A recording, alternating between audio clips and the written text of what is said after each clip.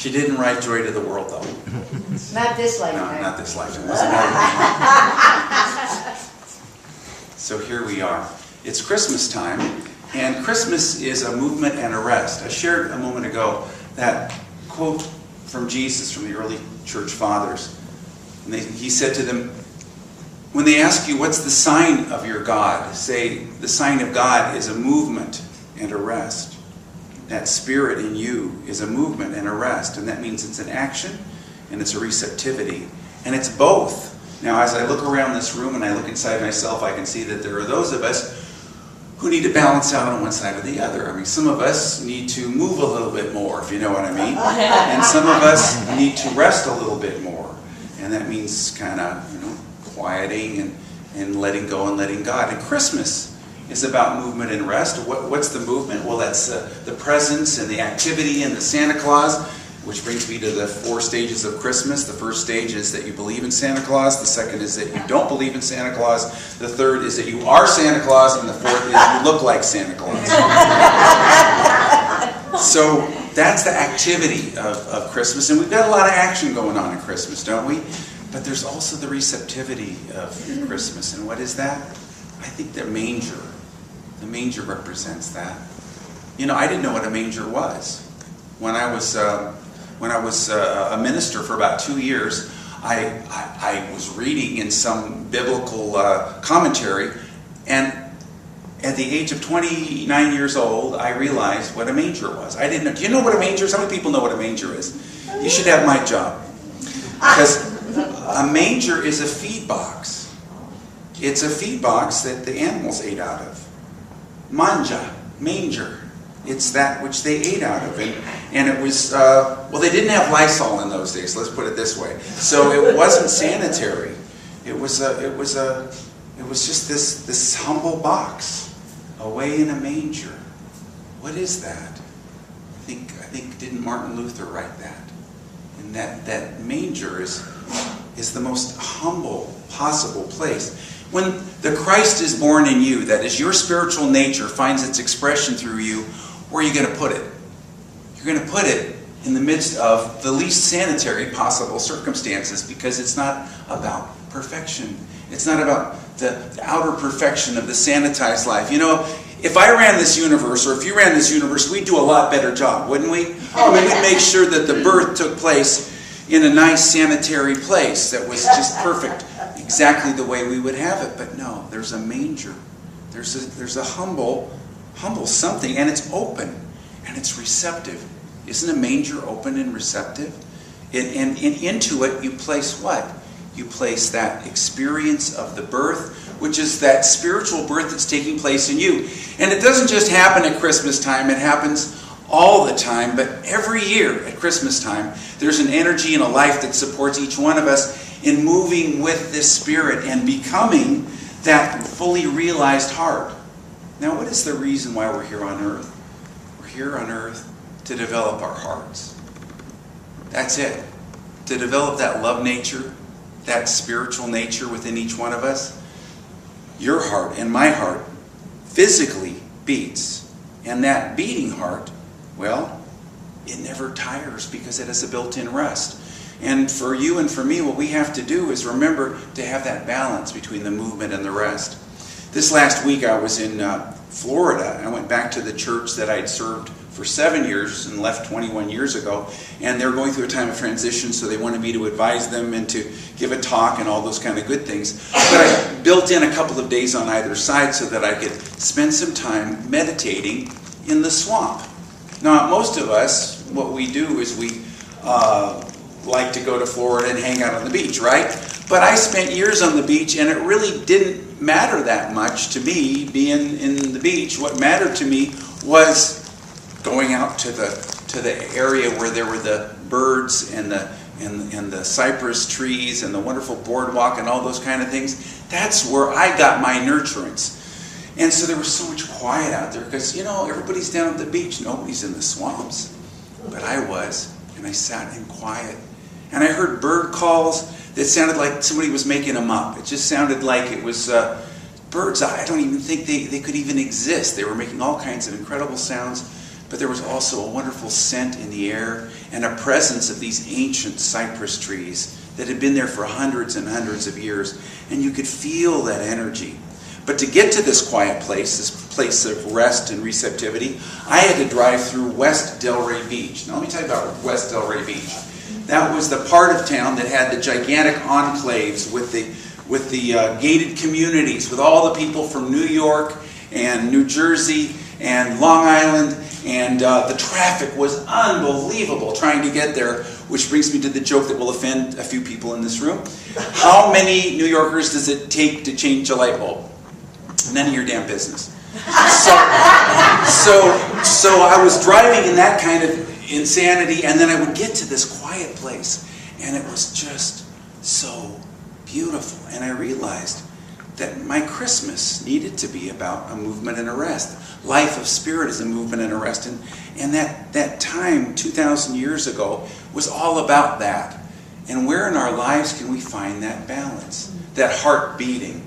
There's a heart in you physically that always moves and always rests. And so it can continue to do its work without tiring. But there's something in you that's quiet. Quiet enough that you have to get quiet to listen to and hear it. You know, when God wants something done in this world, God goes about it in a very singular way. God doesn't stir up earthquakes or create gigantic movements. God has a baby born in a tiny faraway place that nobody's heard of, and it's to a humble family, and in a manger the baby's laid, and then God puts an idea, a thought into the mother's heart, and then the mother puts that thought in the baby's mind, and then God waits. You think about that. But you've got to get quiet, express patience, that waiting spirit, that receptivity. But, you know, think about his family. They were the last people on earth that you could imagine would have this birth. They had no standing even in their society. You know, I saw a cartoon once of a guy being pulled off by some Praetorian guards, and he's yelling out, obviously, at Caesar. He says, "You think you're such a big deal, Caesar? Well, you know how you're going to be remembered? As a salad! As a salad!" You know, Caesar was the most important person in his culture, but we don't take this time. Now, for each one of us, what about this Christmas? This Christmas is different than any other holiday. It takes a movement and a rest, and the movement includes preparation. The Holy Family prepared. Joseph, who I think represents the movement aspect of Christmas, moved the family from Nazareth down to Bethlehem, where the birth took place. But there was that movement aspect. It was this activity, that preparation. And think about Christmas. It's the only holiday. It's the only holiday that we have that requires weeks and months of preparation. Or at least we hear the music going on in the mall for weeks and months beforehand. And there's no other holiday. And you might brine your turkey a couple of days in advance, but this is something where there's a preparation for each one of us. There's Advent, whether we celebrate it outwardly or inwardly, but there's that within you that needs to prepare for this time. And I've shared before about the Thanksgiving experience and how Thanksgiving is gathering that energy together that we bring into the Christmas experience to give that spiritual birth, and then finally it results in that new year of possibility. But for you, what are you doing to prepare for this time? Movement and a rest, preparation and receptivity. Now, that rest, we sometimes mistake it for doing nothing. That rest is not passivity, it's receptivity. That rest is letting go and letting God. But I've heard it said that a lot of us teach letting go and letting God almost as a cop-out, that we just let go of all responsibility and we just sit there. But passivity is just a consciousness that lets everything happen without any responsibility on our part. And if you do that, you'll just get run over. It's not a good thing. But receptivity includes the engagement, the preparation, that getting ready for Christmas, that preparation that the Holy Family had. And then there's that part of the heartbeat that is the rest. And that's that quiet time that silent night. And that's what took place that night. And then they went out into the world, and that was movement again. So it's really movement, rest, and it's all perfect and it's all balanced. You know, we think of perfection as this end result. Jesus said, be perfect as your heavenly Father is perfect. But he meant perfect, literally meant something that was in process. It's constantly changing. It's moving one way and another. Sometimes you're resting, sometimes you're moving, and it's never finished. You're always engaged in a process. That perfection that he's speaking of isn't being perfected, you know, that kind of hermetically sealed perfection that would be the kind of hygienic birth that many of us would have wished for Jesus. No. This birth that takes place in us is right in the middle of whatever you're going through right now. Whatever I am going through is necessary for my Christ birth. Together? Whatever I am going through is necessary for my Christ birth. And we've got to move with it and allow it to be. That manger was perfect exactly as it was. They just dumped out the feed that was in it and put the baby in it, and that was good enough. We want to make everything exactly the way we want it, don't we? In order to get the answer, you think, oh, I've got to do it exactly a certain way. Well, you do have to prepare, but you also let things be. Let them be what they are. You know, when I do a talk on Sunday morning, it's a balance for me, and it's always a bit of a struggle for me not to over-prepare, but also not to under-prepare. Not to just let go and let God so much that it's just a cop-out where I'm just, you know, just loosey-goosey. But being in that consciousness where I'm doing that inner spiritual preparation. And what is that preparation for you? That preparation is usually prayer. And the receptivity is usually meditation. You know, I remember when I was in the Youth of Unity and there was a rally, and there was a young man, he was 16 years old, and he'd volunteered to be in charge of the morning's activities, and he had never really prepared for that. In the morning's activities, he showed up and he said, I don't know what I'm going to do. Greg, what are we going to do this morning? And he looked at me and I didn't know, so I just closed my eyes and I asked, what do I do? And what came to me was prayer and meditation. Prayer is talking to God, and meditation is listening to God. Prayer is the movement, and meditation is the rest. Prayer is the active relationship with God, and meditation is the receptive, not passive, but receptive experience of God. And so in our lives, maybe you don't feel that you have that connection yet, where you can do your meditation. But what you can do is begin with your prayer and move with your prayer and generate the energy and the activity and the life of God. And when you do that movement, then you find you've generated a thought form, an energy. There's a vibration there, and you can just kind of bask in it and relax in it. That can be a very powerful way of experiencing that meditative energy. The movement and the rest.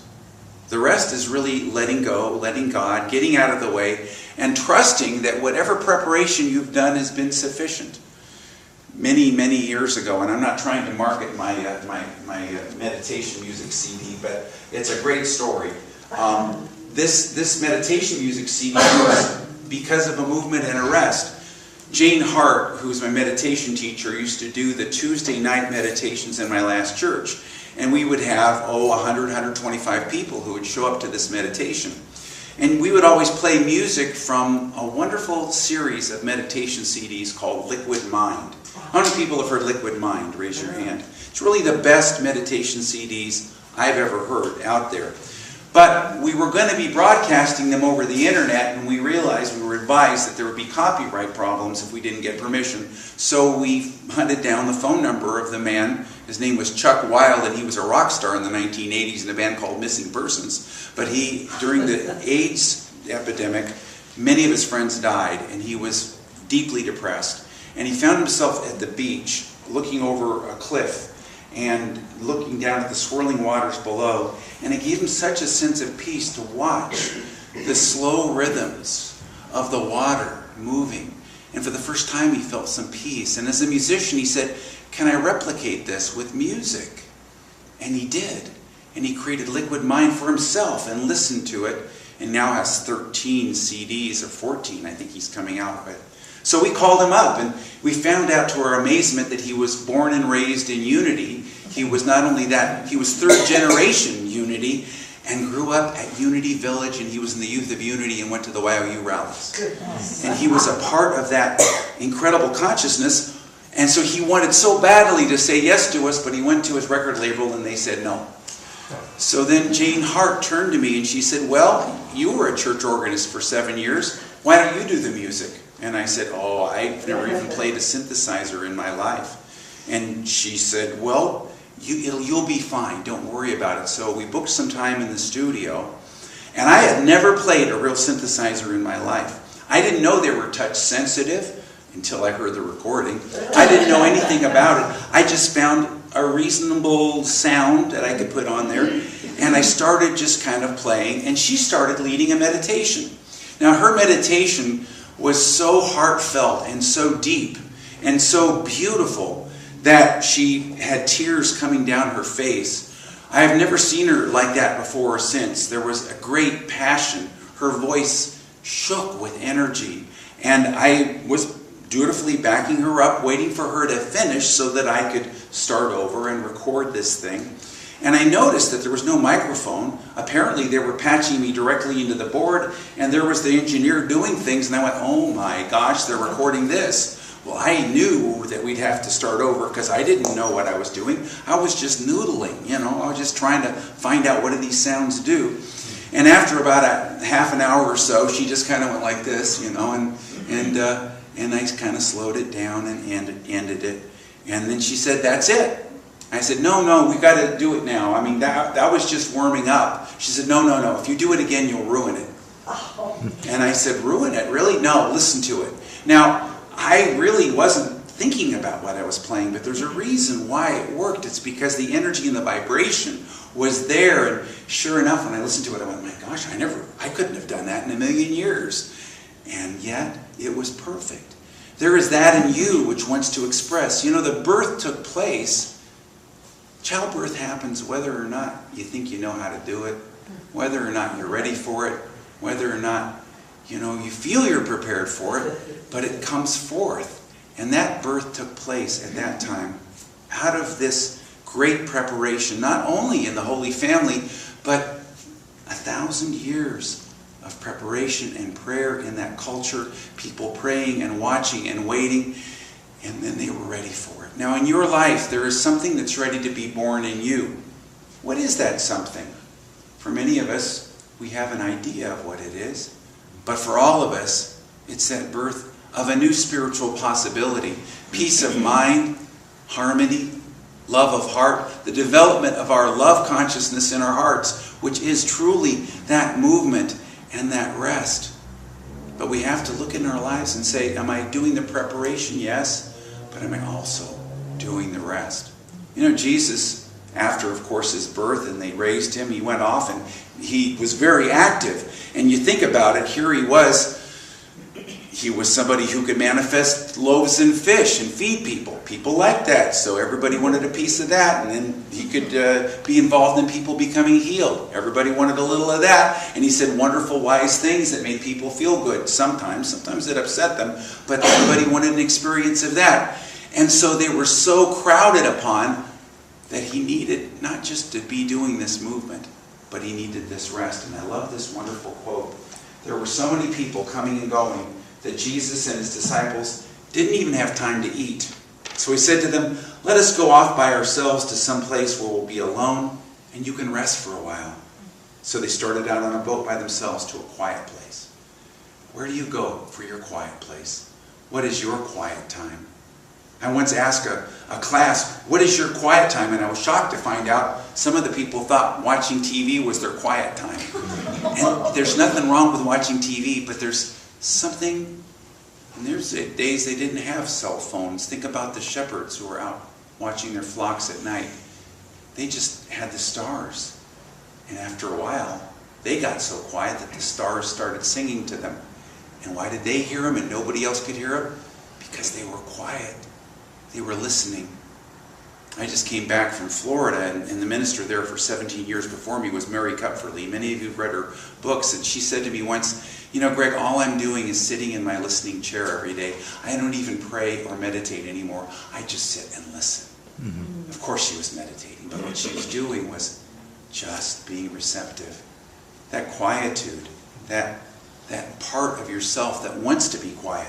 Jesus said, come to me, all of you who are tired from carrying heavy burdens, and I will give you rest. My yoke is easy, my burden is light. But you've got to be willing to put down your burden and allow yourself to rest. I learned this the hard way in ministry.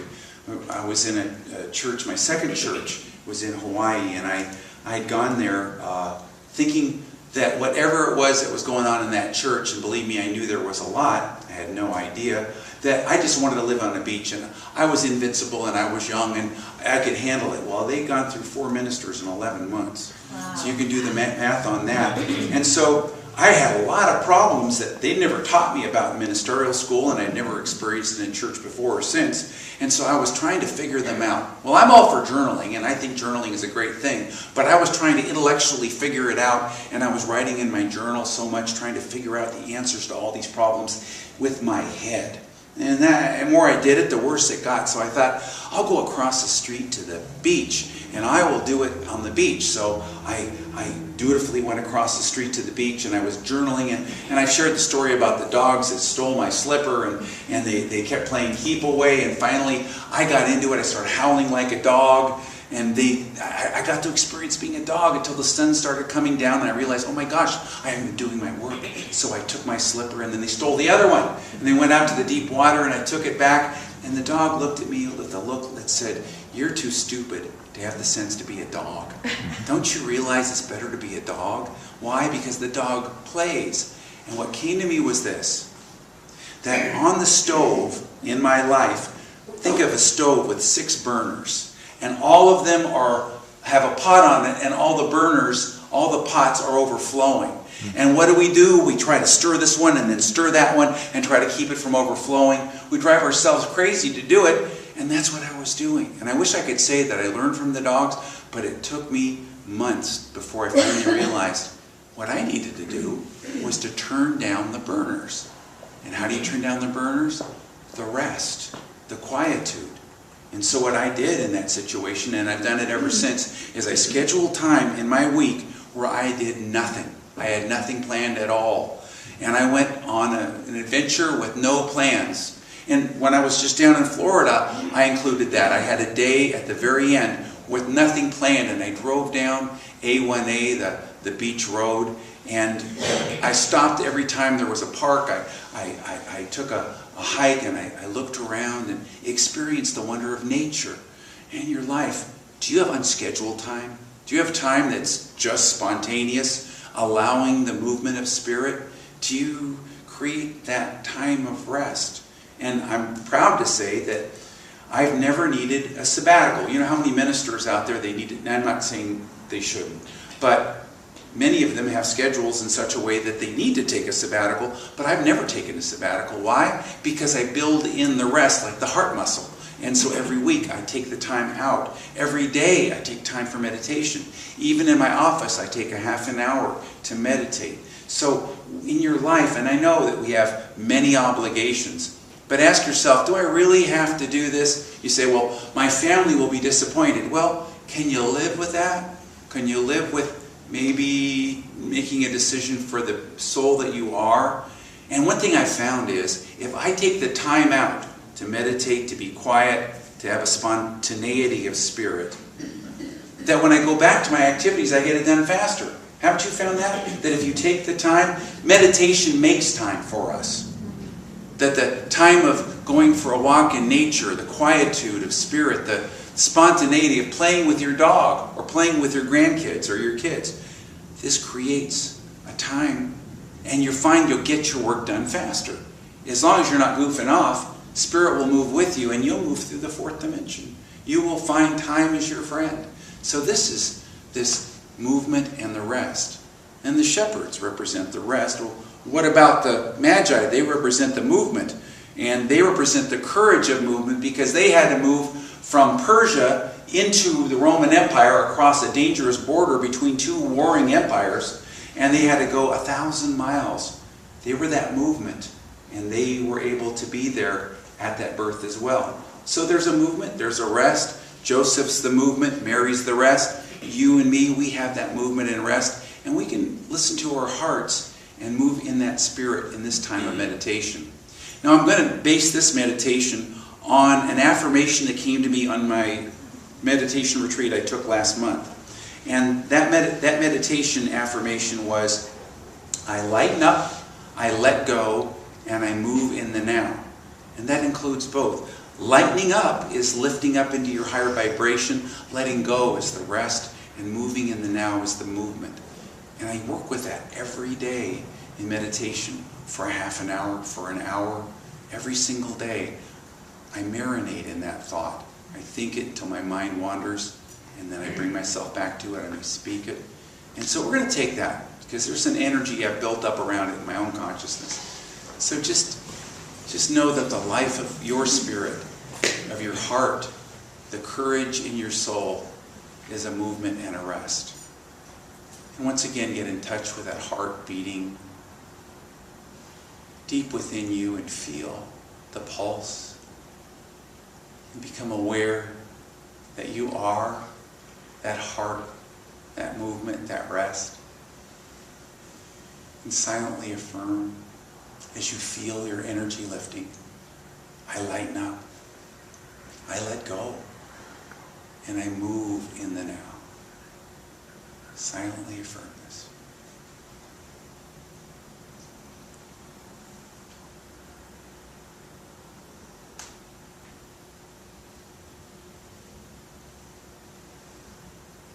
I lighten up, I let go, and I move in the now. This Christmas, in all that I do, I create spaces. In the midst of my activity, I create a manger into which the holy birth, my sacred presence, can dwell. Thank you, God. And so it is. Amen. Jesus said, the sign of the Spirit is a movement and a rest. A movement and a rest. And what in us moves and rests? Our heartbeat. With every beating of our heart, there's an action and then a rest. If you did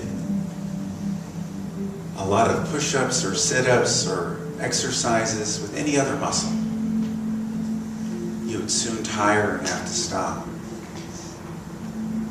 But your heart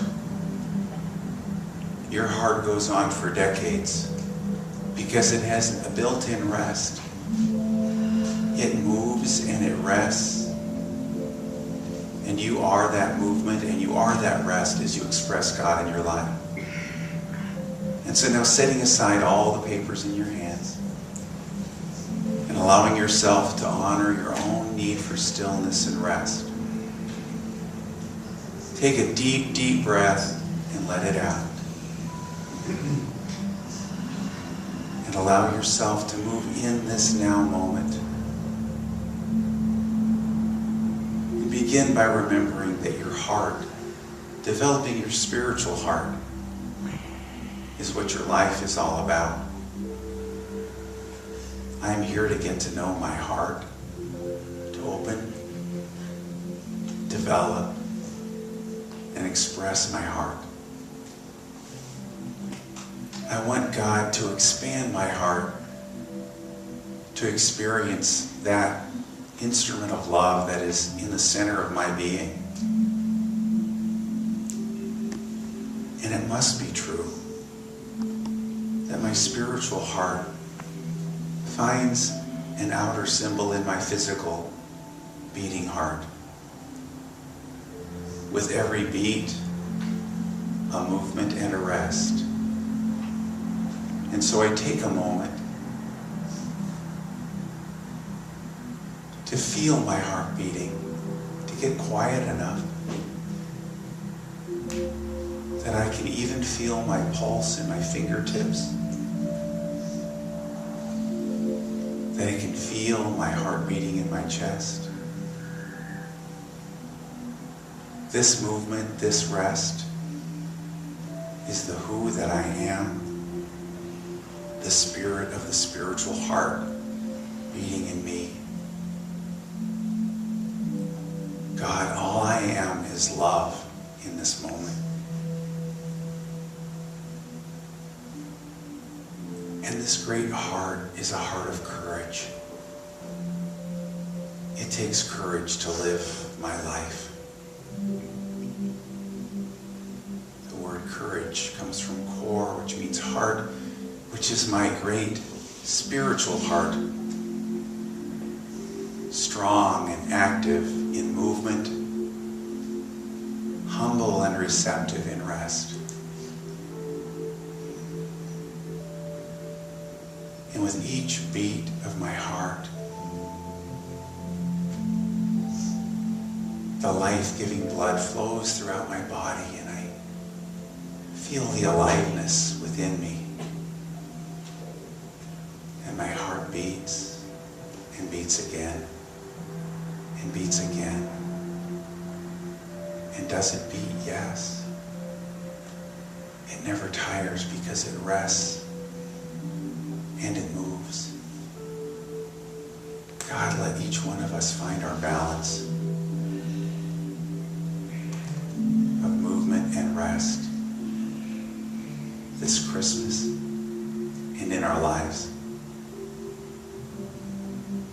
And so we take a moment to move deeper into this presence without thought. The life of the Spirit, the life of my heart, is the movement and the rest. And I listen to my inner heart as I feel my heart beating in this now quiet moment.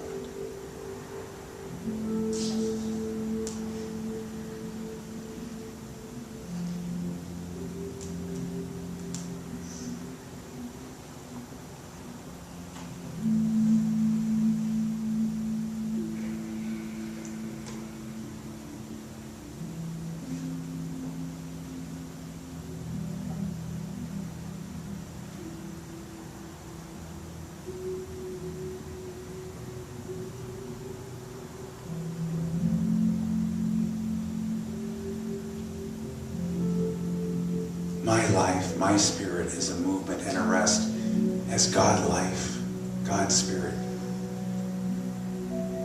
is expressed in my beating heart. And I raise my energy. I lighten up, I let go, and I move in the now. I lighten up, I let go, and I move. Thank you, God. And so it is. So today we're going to bless our offering, and our offering blessing is, I give in the spirit of Christmas love, and I receive abundantly. Together, I give in the spirit of Christmas love, and I receive abundantly. And so it is. Amen.